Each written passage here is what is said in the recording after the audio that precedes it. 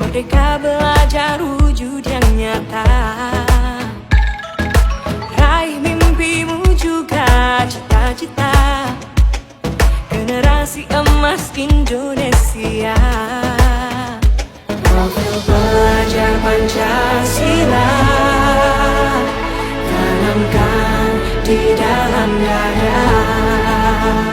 Profil pelajar Pancasila cerdas berkarakter itu kita.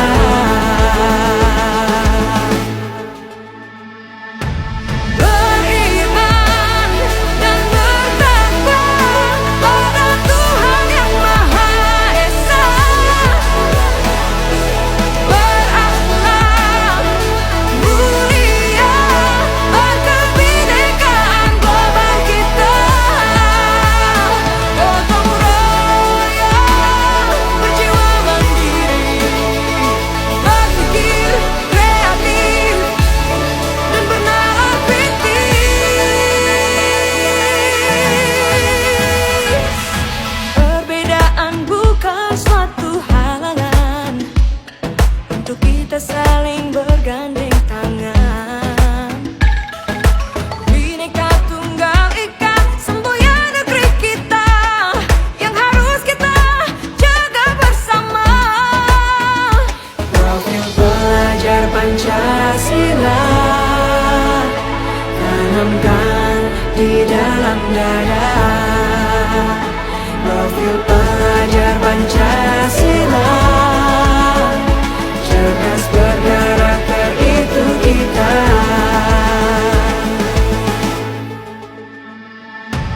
Beriman dan bertakwa pada Tuhan yang Maha Esa.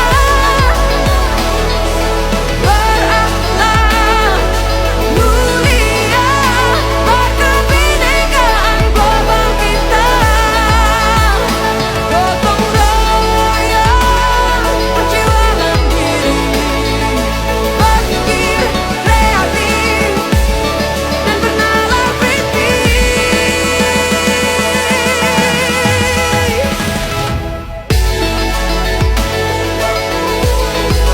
Profil pelajar Pancasila.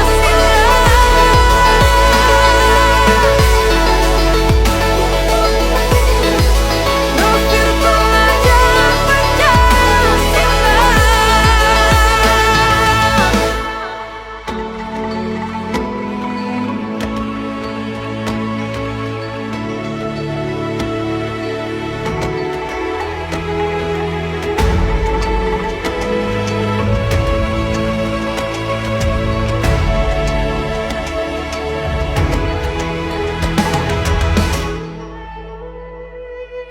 Ayo memilih apa yang kau suka. Merdeka belajar wujud yang nyata. Raih mimpimu juga cita-cita. Generasi emas Indonesia. Profil pelajar Pancasila tanamkan di dalam dada. Profil pelajar Pancasila cerdas berkarakter itu kita.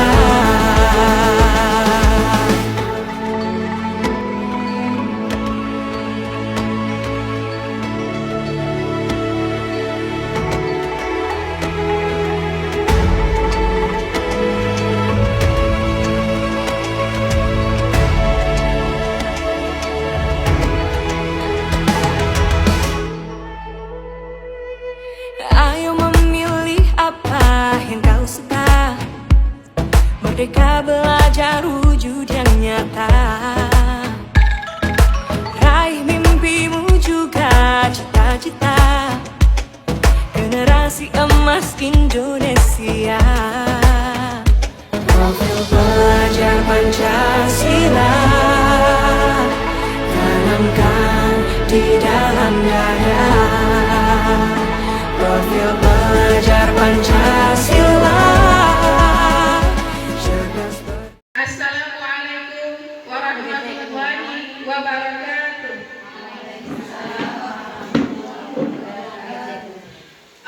Alhamdulillahirabbil alamin wassalatu wassalamu ala sayyidil anbiya'i wal mursalin wa ala alihi washabbihi ajmain amma ba'du.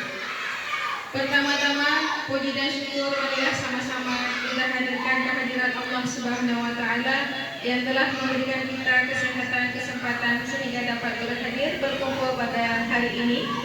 Selanjutnya selawat beranda salam kita sampaikan kepada baginda Rasulullah sallallahu alaihi wasallam beserta Allah dan sahabat beliau sekalian. Yang saya hormati Ibu Kepala Sekolah SD Negeri 4 Nisam dan yang saya hormati Dewan Guru SD Negeri 4 Nisam, serta yang saya banggakan rekan-rekan dari guru penggerak yang sedang mengikuti pendidikan guru penggerak angkatan 11. Saya akan membacakan susunan acara kegiatan diseminasi penerapan budaya positif oleh guru penggerak di SD Negeri 4 Nisam. Acara yang pertama, pembukaan oleh saya sendiri. Acara yang kedua, menyanyikan lagu Indonesia Raya dan dilanjutkan dengan lagu Himne Aceh yang akan dipimpin oleh Ibu Mutriani SPD. Acara selanjutnya, sambutan dari Ibu Kepala Sekolah, Ibu Mariana SPD, dan yang selanjutnya kegiatan inti diseminasi penerapan budaya positif yang akan disampaikan oleh guru penggerak. Nah, acara yang pertama, pembukaan. Baiklah, dengan mengucapkan Bismillahirrahmanirrahim, acara diseminasi penerapan budaya positif oleh guru penggerak di SD Negeri 4 Nisam telah dibuka. Selanjutnya menyanyikan lagu Indonesia Raya dan lagu Himne Aceh yang akan dipimpin oleh Ibu Mutriani SPD. Hadirin kami mohon berdiri.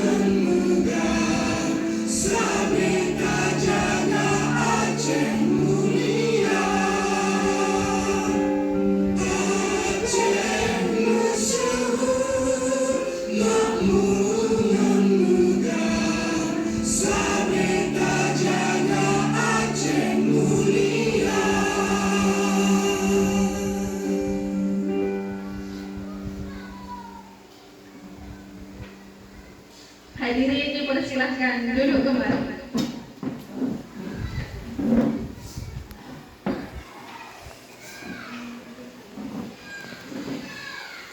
Acara selanjutnya, sambutan dari Ibu Kepala Sekolah kepada Ibu Mariana SPD, kami persilahkan. Assalamualaikum warahmatullahi wabarakatuh. Bismillahirrahmanirrahim. Alhamdulillahirabbil alamin. Wassalatu wassalamu ala asyrafil anbiya'i wal mursalin wa ala alihi washabihi ajmain. Puji beserta syukur marilah sama-sama kita ucapkan kepada Allah Subhanahu wa taala yang mana pada hari ini, pada kesempatan ini, pada detik ini kita masih diberikan kesempatan sehingga kita dapat bertemu dan mengikuti acara pada hari ini. Selawat dan salam marilah sama-sama kita sanjung-sanjungkan kepada penghulu alam besar Muhammad sallallahu alaihi wasallam beserta al dan sahabat beliau sekalian. Yang saya hormati Bapak Ibu hebat SD Negeri Panisam yang telah hadir pada hari ini, dan yang sangat kami banggakan calon guru penggerak angkatan 11 pada SD Negeri 4 Panisam ini. Bapak Ibu sekalian, hari ini akan kita saksikan dan kita lihat bagaimana proses penerapan dan diseminasi budaya positif nantinya yang akan disampaikan oleh calon guru penggerak kita. Bapak Ibu sekalian, saya sangat bangga di sekolah SD Negeri 4 Nisam ini ada 2 orang guru penggerak yang lulus di angkatan 11 ini. Bapak Ibu, untuk melewati tahap ini tidak mudah. Butuh proses yang sangat sulit, dan alhamdulillah mereka bisa mengikutinya, bisa melewatinya detik-detik yang sangat sulit sehingga sampai di titik ini, dan sehingga bisa melakukan acara yang sedemikian rupa, bisa melakukan acara ini yaitu penerapan dan diseminasi budaya positif. Bapak Ibu sekalian, harapan saya ke depan semoga kita bisa menerapkan dan bisa mengaplikasikan di sekolah kita, baik untuk siswa ataupun guru, tentang budaya positif ini, sehingga sekolah kita dapat maju dan lebih maju lagi ke arah yang lebih baik. Bapak Ibu sekalian, dan untuk rekan-rekan kami semua, dukunglah kawan kita yang sedang mengikuti pendidikan guru penggerak di angkatan 11 ini. Berilah motivasi, berilah dukungan sehingga pendidikannya bisa selesai pada waktunya. Dan harapan saya ke depan lagi supaya guru-guru negeri SD Panisam ini bisa lulus guru penggerak semua, agar bisa kita sama-sama menggerakkan sekolah SD Panisam ini ke arah yang maju lagi. Mungkin ini saja dari saya sebagai kata-kata sambutan. Terima kasih atas segala perhatian. Mohon maaf atas segala kekurangan. Assalamualaikum warahmatullahi wabarakatuh.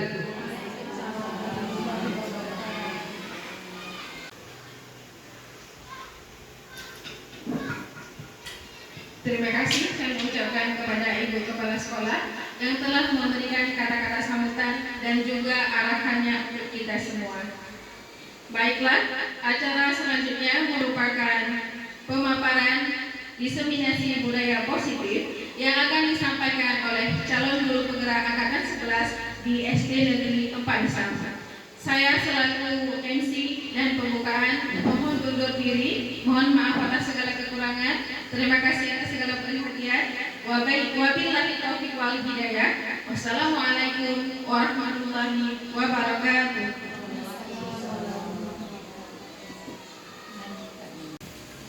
Assalamualaikum warahmatullahi wabarakatuh. Waalaikumsalam warahmatullahi wabarakatuh. Alhamdulillahirabbil alamin, wassalatu wassalamu ala asyrafil anbiya'i wal mursalin wa ala alihi wa sahbihi ajma'in.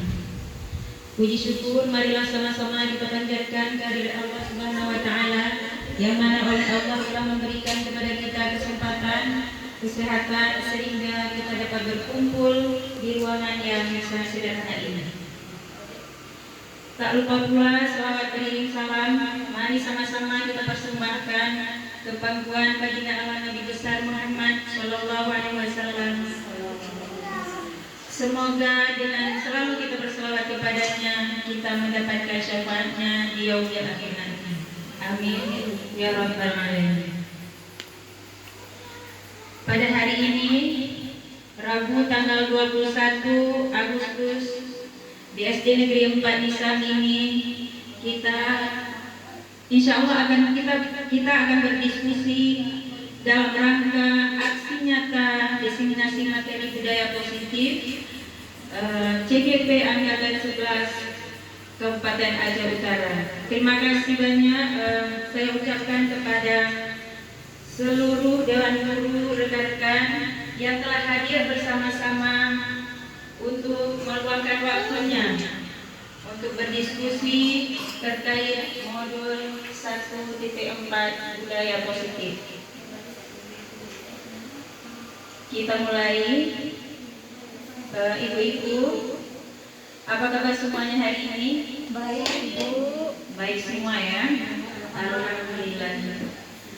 Baik ibu-ibu yang saya hormati, sekarang saya akan memaparkan penyebaran atau diseminasi budaya positif modul 1.4. Yang pertama, kita akan membahas tentang budaya positif. Budaya positif itu sendiri adalah kita lakukan di sekolah, yaitu merupakan nilai-nilai dan kebiasaan-kebiasaan di sekolah yang berpihak pada murid agar mereka dapat berkembang dan menjadi pribadi kritis dan bertanggung jawab.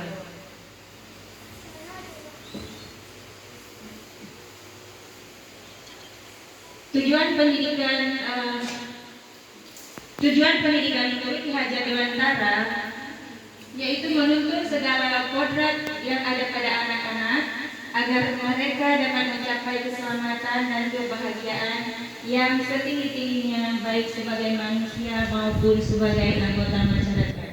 Jadi sebagai pendidik itu harus menuntun tumbuhnya hidupnya kekuatan kodrat yang ada pada anak-anak agar dapat memperbaiki lakunya, bukan memperbaiki dasarnya.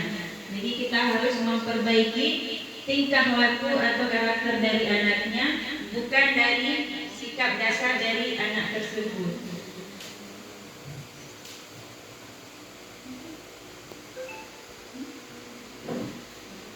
Seorang guru yang baik harus mempunyai atau memiliki kemampuan untuk mewujudkan budaya positif di sekolah. Budaya positif tersebut dapat dijalankan dengan menerapkan konsep-konsep inti. Nah, ada 7 konsep inti dalam budaya positif di sekolah, yaitu 1. Perubahan paradigma belajar. Yang kedua, disiplin positif. Yang ketiga, kebutuhan dasar manusia. Yang keempat, motivasi perilaku manusia. Yang kelima, posisi kontrol restitusi. Yang keenam, keyakinan sekolah atau keyakinan kelas. Yang ketujuh, segitiga restitusi.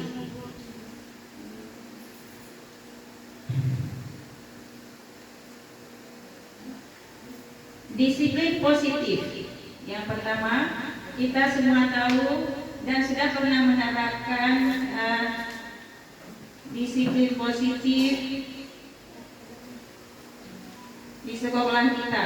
Yang pertama, paradigma belajar. Dalam membangun budaya positif sekolah dapat membangun lingkungan yang positif, yaitu aman, lingkungan yang nyaman, agar siswa mampu berpikir, bertindak, dan mandiri serta bertanggung jawab. Disiplin itu sangat erat kaitannya dengan kontrol seorang guru terhadap siswanya. Jadi ada sebuah kegiatan romantik, yaitu ibu-ibu tolong berdasarkan dengan yang pada layar, tolong ibu duduk berpasangan. Ini kegiatan romantik untuk kontrol seorang guru. Jadi kita ikuti petunjuk yang ada. Anda dan teman Anda akan melakukan kegiatan coba buka, dan Anda adalah sebagai A. Tugas Anda adalah mengepalkan tangan Anda. Jadi tugas yang satu guru mengepalkan tangan, kawannya lagi, yang satu lagi menutup tangan, membuka tangan dan menutup tangan.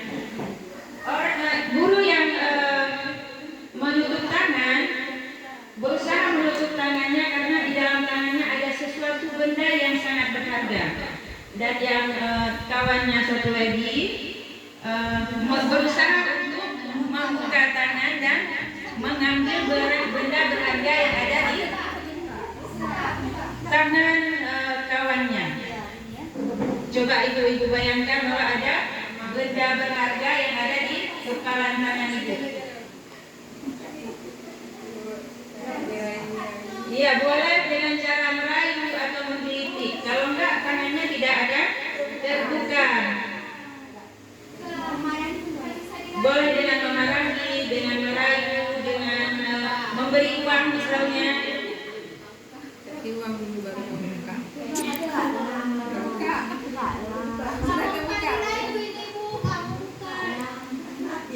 Ini gampang dirayu. Coba dibuka dengan sekuat tenaga, gampang dirayu ya. Siapa yang bisa membuka kepala tangan kawannya? Kenapa ibu bisa membuka kepala tangan ibu? Apa yang diberikan oleh kawannya sehingga ibu mau membuka kepala tangannya? Saya tidak ingin mempersulit rekan saya. Saya membuka genggaman tangan, tadi kan ada sesuatu yang berharga, dan beliau ingin membukanya, ingin tahu apa yang saya genggam. Nah, saya membukanya setelah beberapa saat saya genggam erat-erat, terus saya membukanya. Saya tidak ingin membuat teman saya ribet, teman saya berlama-lama merayu saya supaya saya buka. Jadi saya ingin mempermudah kawan saya. Ya, berarti kebutuhannya karena sayang ya? Ya, kasih sayang. Karena sayang, makanya makanya ibu mau membuka Genggaman tangan atau genggaman tangan. Ada yang lain yang bisa membuka tangan kawannya? Tidak bisa. Tidak bisa.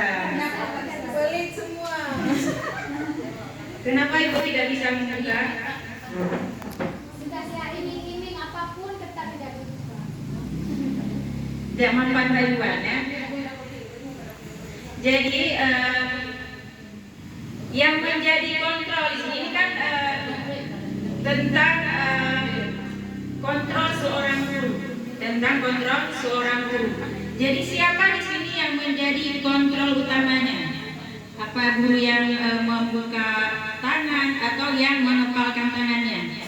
Yang mengempang. Yang menjadi kontrolnya?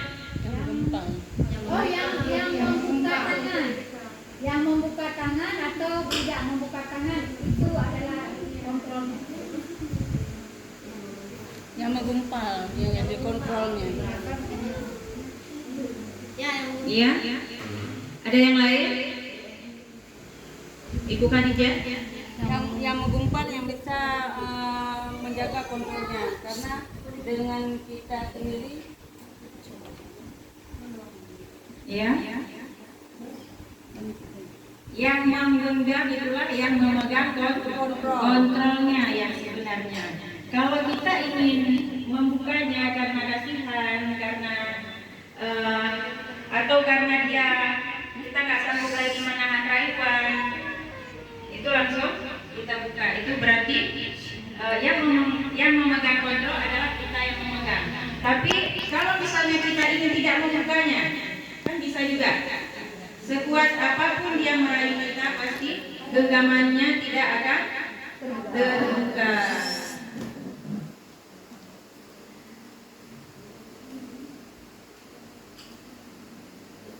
Nah, kesimpulannya dari kegiatan tadi, dari kegiatan kontrol tadi, kita sebagai seorang guru, tugas kita adalah bagaimana cara mengubah perilaku siswa, mengubah perilaku siswa. Kemudian pada kegiatan tadi, siswa adalah orang yang menggenggam tangan misalnya, sedangkan guru adalah sebagai orang yang berusaha membuka genggaman tangan siswanya, sehingga atau sebagai contoh lain, kita ini membuat kedisiplinan kepada siswa kita. Itu artinya ada perilaku siswa yang harus kita ubah, yang disebut dengan kontrol. Jadi kita sendiri yang memegang kontrol atas kepalan tangan kita sendiri. Itu kesimpulan dari kontrol seorang guru, ya. Kemudian yang selanjutnya, yang kedua adalah disiplin positif. Disiplin positif dapat membuat murid memahami dan menyadari berdasarkan motivasi internal, bukan akibat paksaan, pujian, ataupun hukuman. Disiplin positif lebih ke arah disiplin diri yang dapat mengontrol diri dalam melakukan segala tindakan sesuai dengan profil pelajar Pancasila. Nah, sama-sama kita sudah mengetahui ada 6 dimensi profil pelajar Pancasila yang sangat erat kaitannya dengan pembentukan karakter pada murid. Yang pertama, beriman dan bertakwa kepada Tuhan yang Maha Esa dan berakhlak mulia. Di sekolah kita sudah menerapkan dimensi yang pertama ini, yaitu misalnya setiap pagi hari Jumat, kita sudah melakukan yasinan bersama. Kemudian pada hari Kamis kita membaca Asmaul Husna bersama. Itu salah satu bentuk karakter dimensi beriman, bertakwa kepada Tuhan yang Maha Esa, dan bisa juga membentuk akhlak mulia pada peserta didik kita. Kemudian yang kedua, mandiri. Yang ketiga, berkebinekaan global.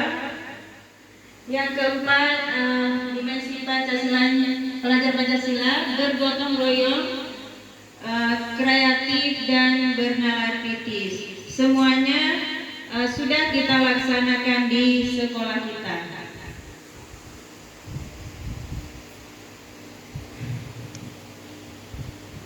Pembahasan selanjutnya adalah yang ketiga, tentang kebutuhan dasar manusia. Nah, kebutuhan dasar manusia, ada yang tahu apa saja kebutuhan dasar manusia? Ibu-ibu ada yang tahu? Coba Ibu Asmida, apa itu kebutuhan dasar manusia? Ya, terima kasih atas kesempatannya. Menurut saya, kebutuhan dasar manusia adalah yang pertama sekali adalah kebutuhan untuk tetap hidup, misalnya dengan makan, minum. Kemudian kebutuhan selanjutnya adalah kita sebagai manusia butuh disayangi, dimengerti.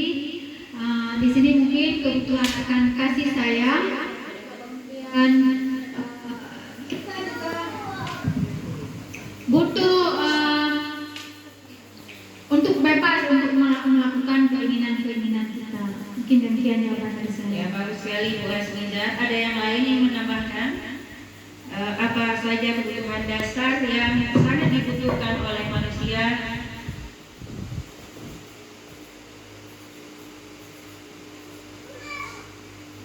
Ya, silakan Ibu Putriani. Kebutuhan dasar manusia seperti yang Ibu Hasti tadi bilang tadi, kebutuhan untuk makan, untuk bertahan hidup. Kemudian kita juga memerlukan kasih sayang, memerlukan perhatian. Selanjutnya juga memerlukan rasa merdeka, ingin bebas. Mungkin anak-anak ada yang ingin dilakukan gitu. Selanjutnya kebutuhan kalau kebutuhan papasan kan nggak termasuk sini Bu ya. Kebutuhan akan kesenangan, Iya. kesehatan. Oh, kesehatan. Oke, itu saja Bu menurut saya. Ya, bagus sekali Bu Putriani. Kebutuhan dasar manusia itu adalah sesuatu yang kita lakukan untuk mendapatkan apa yang kita inginkan. Seluruh tindakan yang kita lakukan memiliki tujuan tertentu, dan semua usaha terbaik yang kita lakukan adalah dalam rangka memenuhi kebutuhan dasar kita terpenuhi dengan baik. Ada 5 kebutuhan dasar manusia. Yang pertama, kebutuhan bertahan hidup.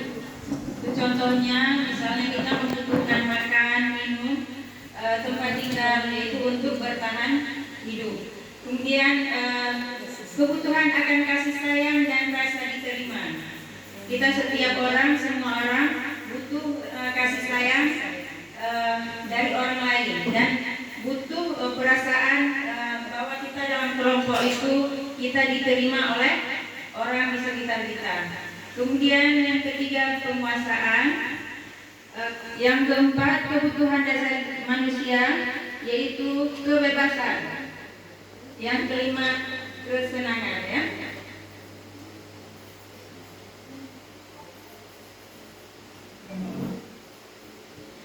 Yang pertama, kebutuhan bertahan hidup. Kebutuhan yang bersifat fisiologis untuk bertahan hidup, misalnya rumah, makanan, kesehatan. Contoh kasusnya, ketika anak bertanya, kenapa kamu makan di kelas? Anak akan menjawab, ibu gurunya ya yang bertanya, bukan anaknya ya. Ketika ibu gurunya bertanya, kenapa kamu makan di kelas? Anak pasti akan menjawab apa? Apa tuh? Ya, karena saya lapar, makanya saya makan di kelas. Maka kebutuhan dasar yang sedang dipenuhi oleh anak tersebut adalah kebutuhan untuk bertahan hidup. Kemudian yang kedua, kasih sayang dan rasa diterima. Anak yang memiliki kebutuhan dasar kasih sayang dan rasa diterima yang tinggi biasanya ingin disukai dan diterima oleh lingkungannya. Contoh kasusnya, apabila anak menjawab, ia senang apabila guru menegurnya, dan apabila guru melaporkan kepada orang tuanya sehingga orang tuanya memperhatikannya, maka kebutuhan yang sedang dipenuhi oleh anak tersebut adalah kasih sayang dan rasa ingin diterima.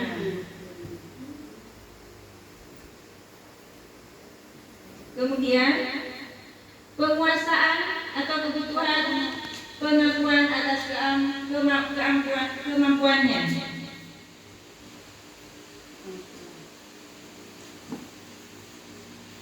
Kebutuhan ini berhubungan erat dengan kekuatan untuk mencapai sesuatu. Contoh kasus, anak yang mengganggu temannya misalnya. Apabila ia menjawab, kalau ibu gurunya bertanya, ia merasa hebat karena temannya ketakutan saat dia mengganggunya. Maka kebutuhan yang sedang dipenuhi oleh anak tersebut adalah kebutuhan akan kekuasaan. Jadi ingin seolah-olah ia ingin berkuasa, merasa lebih kuat. Kemudian yang keempat, kebebasan atau kebutuhan akan pilihan. Jadi anak dengan kebutuhan kebebasan yang tinggi suka mencoba-coba dan tidak terlalu terpengaruh orang lain. Contoh kasusnya, anak yang suka mengambil dan mencoba makanan temannya. Anak tersebut sedang mencoba memenuhi kebutuhannya akan kebebasan. Yang terakhir, yaitu yang kelima, kebutuhan akan kesenangan atau kebutuhan untuk merasa senang. Nah, contoh kasus, bila anak menjawab, kalau ada gurunya yang bertanya, anaknya menjawab, kenapa ia mengganggu temannya? Ia menjawab karena iseng atau ia ingin menikmati ekspresi wajah temannya yang lucu karena kekesalan.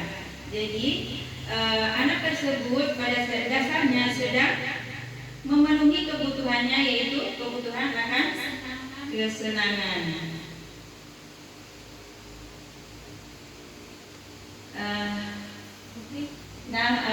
Sekarang karena kita sedang lesu-lesu semua, sekarang kita ice breaking biar lebih fresh ya.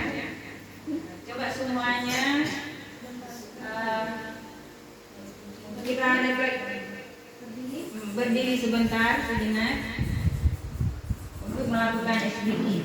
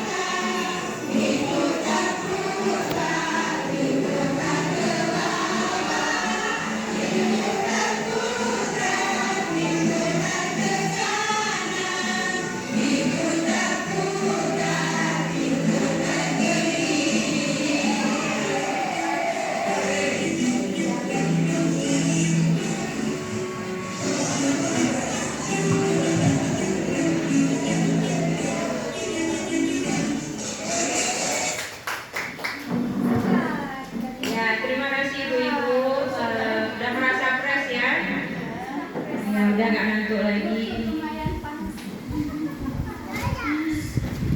Nah sekarang kita lanjutkan pembahasan kita, yaitu yang budaya positif yang kelima, yaitu posisi kontrol guru.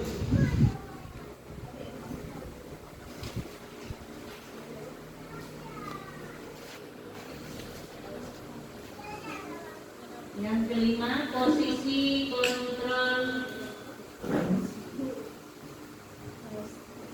restitusi ya. Ada 5 posisi kontrol restitusi.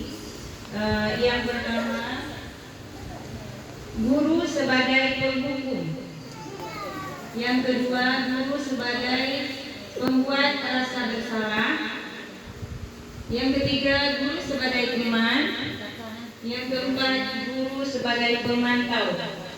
Yang kelima, guru sebagai manajer.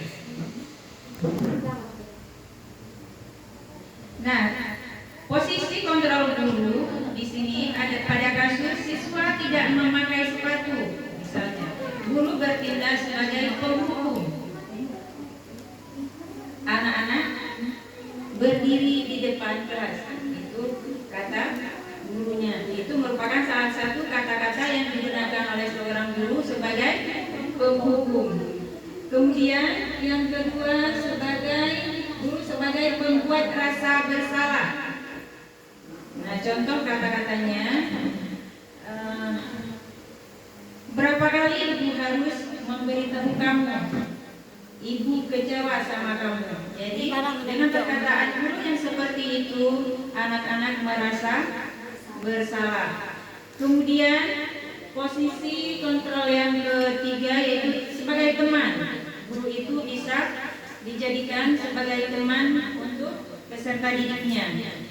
Kata-kata yang biasa diucapkan oleh seorang guru tersebut adalah, ayolah nak, buat ibu bangga padamu, kali ini tidak apa-apa. Misalnya pada saat dia melakukan sesuatu, kita menyuruh dia untuk supaya kita bangga kepadanya. Kemudian kalau dia melakukan sesuatu yang salah, kita awali dengan kali ini kamu tidak apa-apa kalau melakukan hal itu, tapi untuk kedepannya tolong diperbaiki. Kemudian posisi kontrol guru sebagai pemantau. Pada kasus siswa tidak memakai sepatu, nah kamu sudah melanggar. Apa peraturan dan konsekuensinya? Seseorang yang telah melakukan sesuatu, seorang siswa yang telah melakukan sesuatu, misalnya melanggar, tidak memakai sepatu misalnya, seorang guru pemantau akan mengatakan, kamu sudah melanggar. Apa peraturan dan konsekuensinya? Jadi kita tanya apa peraturan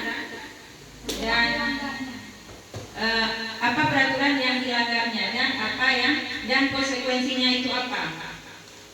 Ya, yang selanjutnya yang kelima, guru sebagai manajer. Guru sebagai manajer itu akan mengatakan, apakah kamu tahu kesalahanmu? Nah, dia biasanya akan mengatakan dengan bijaksana kepada siswanya. Apakah kamu tahu apa kesalahanmu? Kira-kira apa yang akan kamu lakukan untuk memperbaiki kesalahan kamu tersebut? Nah, kalau anak yang sedang melakukan kesalahan, dia tidak akan merasa terhakimi. Dia merasa diberikan nasihat terbaik untuknya. Kemudian posisi kontrol restitusi yang selanjutnya, di antara kelima posisi kontrol tersebut, sebaiknya seorang guru menggunakan posisi kontrol sebagai manajer. Nah, di antara kelima posisi kontrol yang sudah kita tahu tadi, yaitu sebagai pembuat merasa bersalah, penghukum, sebagai teman, sebagai manajer, sebagai pemantau. Jadi seorang guru harus memiliki posisi kontrol yang terbaik, yaitu posisi kontrol apa? Iya, sebagai manajer. Itulah posisi yang terbaik yang sebenarnya harus digunakan oleh guru. Sebagai manajer, guru dapat berbuat sesuatu bertanggung jawab dan mendukung murid untuk menemukan solusi dari setiap permasalahan yang sudah dilakukan. Selain itu, posisi manajer mengacu pada restitusi yang dapat menjadikan murid sebagai manajer bagi dirinya sendiri sehingga dapat tercipta identitas positif pada diri murid. Nah, pembahasan selanjutnya yaitu tentang keyakinan kelas atau keyakinan sekolah. Kita sudah sama-sama tahu keyakinan kelas itu seperti apa. Siapa di antara kelas ibu-ibu yang tidak mempunyai keyakinan kelas di kelasnya? Apakah ibu-ibu sudah membuat kesepakatan atau keyakinan kelas dengan murid ibu di kelas? Alhamdulillah sudah Bu.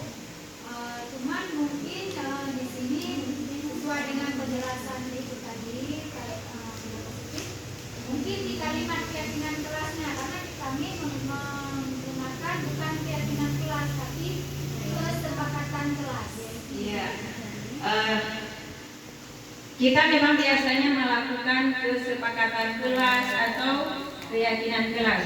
Yang sebenarnya keyakinan dan kesepakatan itu hampir sama, tetapi biasanya kalau kesepakatan kelas kita menggunakan kalimatnya yang agak positif, jadi kurang positif.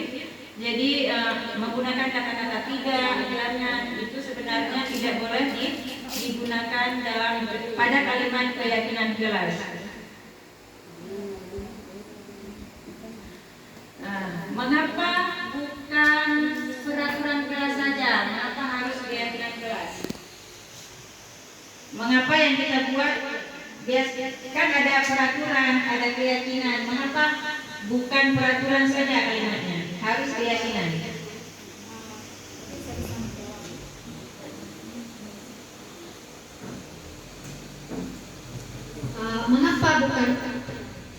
Mengapa harus keyakinan kelas? Ya.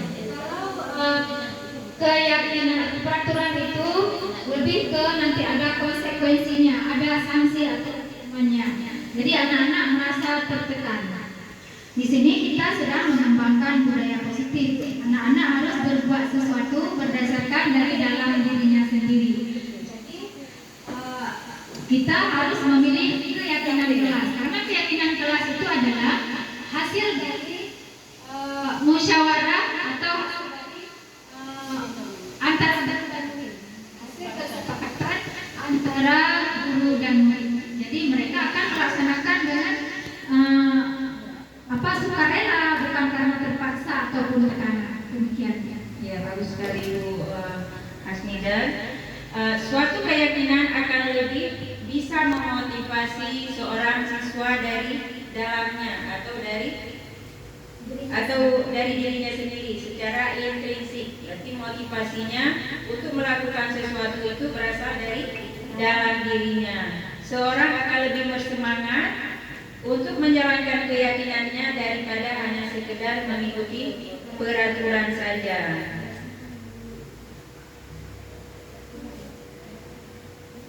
Nah, sekarang kalimat untuk peraturan kelas di sini lebih jelasnya ada perbedaan antara peraturan dan kalimat keyakinan kelas atau nilai-nilai kebajikan yang dituju. Yang pertama, peraturan selalu kembalikan buku ke tempatnya. Bisa tolong Ibu bacakan? Kalimat peraturan kelasnya, selalu kembalikan buku ke tempatnya. Berarti keyakinan kelas serta kebijakan yang kita tuju adalah tanggung jawab. Kemudian dilarang mengganggu orang lain. Keyakinan kelasnya yang kita tuju menghormati orang lain dan diri sendiri.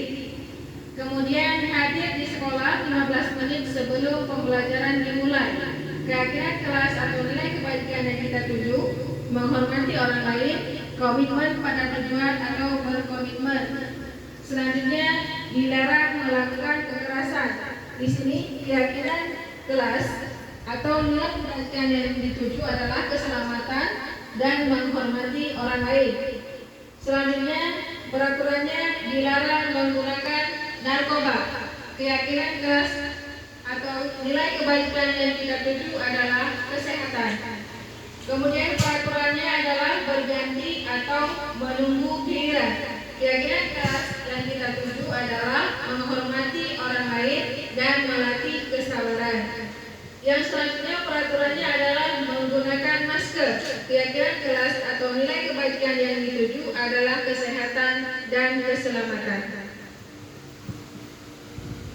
Terima kasih Ibu Putriani. Itulah kalimat peraturan dan kalimat keyakinan kelas atau nilai-nilai kebajikan yang muncul dari keyakinan kelas.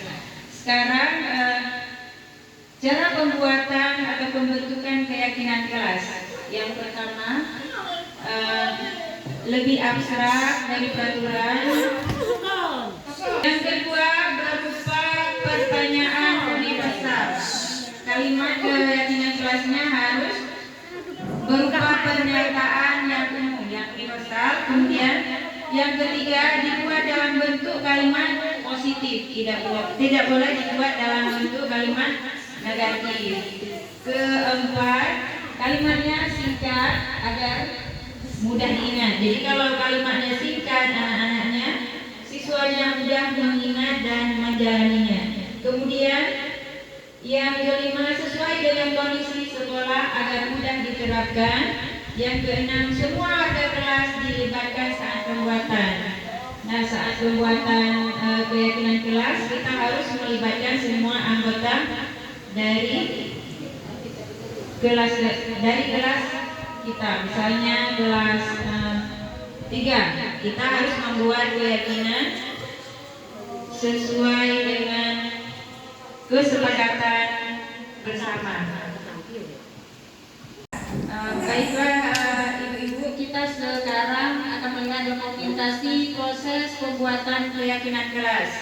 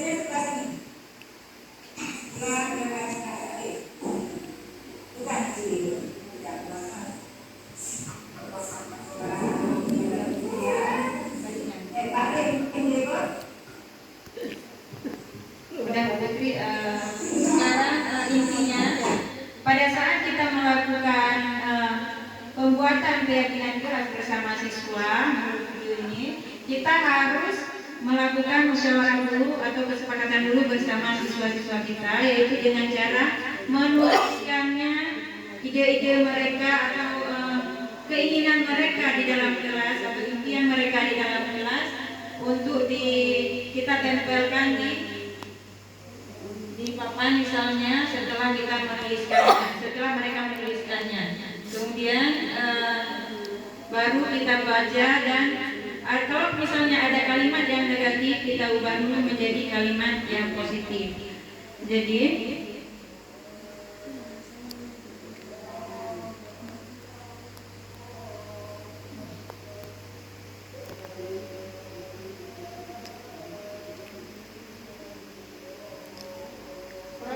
dokumentasi proses pembuatan atau penempelan kertas yang sudah keyakinan yang sudah dibuat oleh anak-anak.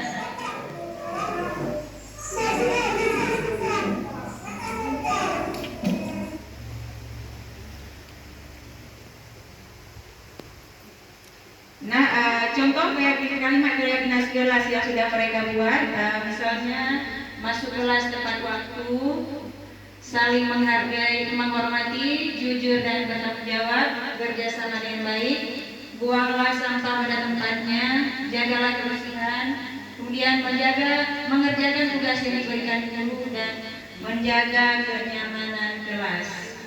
Itu contoh kalimat yang sudah dibuat oleh atau disepakati oleh semua siswa di kelas. Nah, selanjutnya penjelasan selanjutnya yaitu yang ke-7, budaya positif yang ke-7 yaitu tentang penyelesaian masalah, yaitu segitiga restitusi. Proses menciptakan kondisi bagi murid untuk memperbaiki kesalahan mereka sehingga mereka bisa kembali pada kelompok mereka dengan karakter yang lebih kuat atau lebih baik. Melalui restitusi, guru dapat membantu murid menjadi lebih memiliki tujuan, disiplin positif, serta memulihkan dirinya setelah berbuat salah. Kemudian membantu murid untuk jujur pada diri sendiri dan mengevaluasi dampak dari kesalahan yang mereka lakukan. Kemudian memberi penawaran bukan paksaan.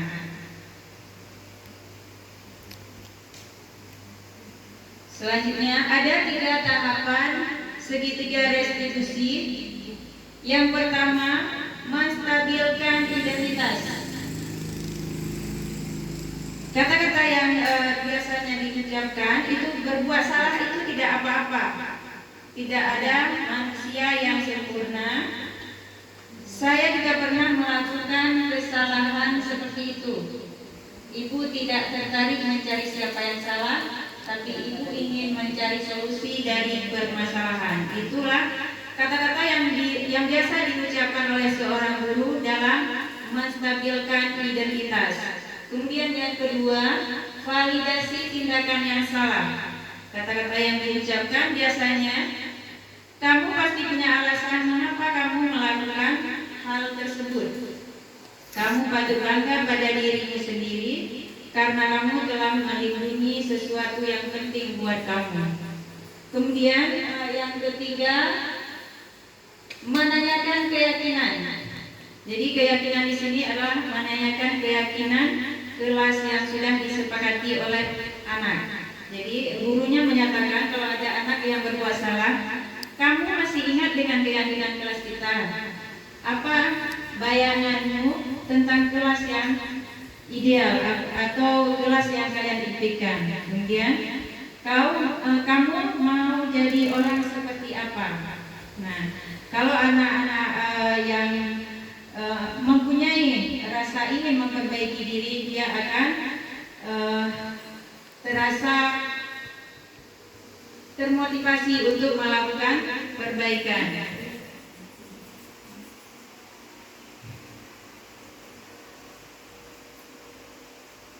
Nah, coba Bu Putri selanjutnya. Nah, ini salah satu dokumentasi contoh penerapan budaya positif di kelas, di sekolah. Cara seorang guru menyelesaikan permasalahan yang terjadi, misalnya pada contoh kasus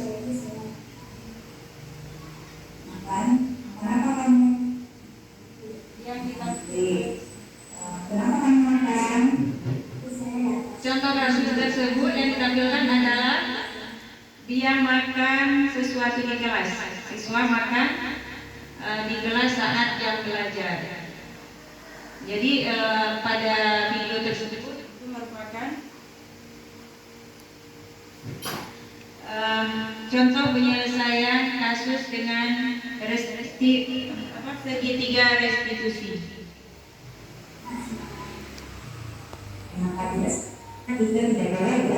Tidak boleh bergerak karena bisa terlambat. Namun selain itu, harus tidak berkesehatan karena kita tidur terlalu malam, terlalu larut, kita bisa tertidur di kelas. Terus pada saat mau berangkat ke sekolah, kita bisa buru-buru sehingga tidak sempat sarapan seperti yang terjadi ya. Saya pernah berbuat agar kedepannya bisa lebih baik. Sekarang saya dan Nafisa boleh kembali.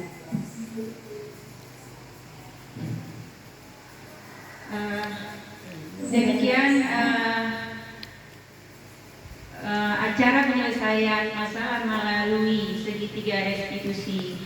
Siapa yang sudah melakukannya? Ada di antara ibu-ibu yang sudah melakukan penyelesaian masalah melalui segitiga restitusi?